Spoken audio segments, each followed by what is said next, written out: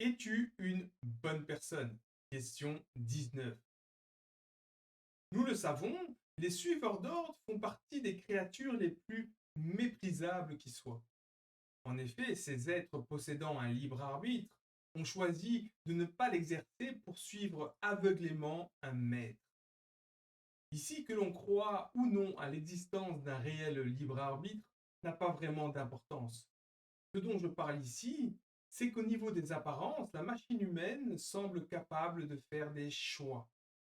La machine humaine peut mesurer les conséquences de ses choix, et c'est de cette capacité dont je parle ici. Parmi les pires suiveurs d'ordre, il y a un groupe qui a créé un nombre de victimes sans commune mesure dans toute l'histoire de l'humanité. Je parle ici des policiers et des militaires.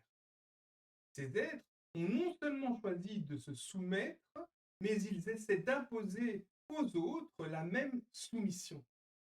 Ils forcent l'obéissance aux lois de leur maître par l'usage de la violence, même si ces lois humaines sont bien souvent totalement immorales.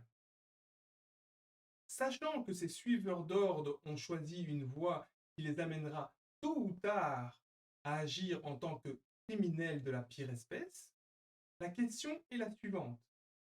Est-ce qu'un suiveur d'ordre peut agir de manière morale? A. Oui.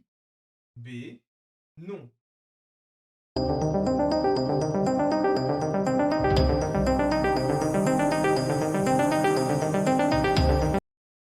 La réponse est oui. Le fait de faire partie de ce groupe d'êtres méprisables ne veut pas dire que toutes leurs actions sont forcément immorales. Dans leur cas, la moralité de leurs actions dépend de celle de leur maître. Donc, il se peut que leur maître leur demande d'agir moralement. Mais pourquoi ces individus ont de tout temps été parmi les pires créatures? C'est que de tout temps, leurs maîtres, leurs supérieurs, ont toujours été des êtres moralement déviants. En effet, un être moralement bon n'acceptera jamais d'être le maître ou le supérieur de qui que ce soit. Donc, il n'est dès lors pas étonnant que ces suiveurs d'ordre soient parmi les pires criminels de l'histoire humaine et qu'ils ont à leur actif le plus grand nombre de victimes innocentes.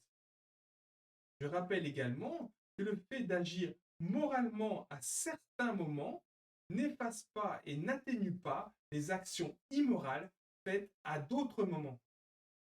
De plus, vos actions, qu'elles soient morales ou non, il faut que vous compreniez que vous en assumerez la totale responsabilité. Et ce ne sera pas le cas de vos maîtres. Pour en apprendre davantage, vous pouvez aller voir mes vidéos Es-tu responsable et L'obéissance est-elle une vertu? Des liens sont en description de cette vidéo.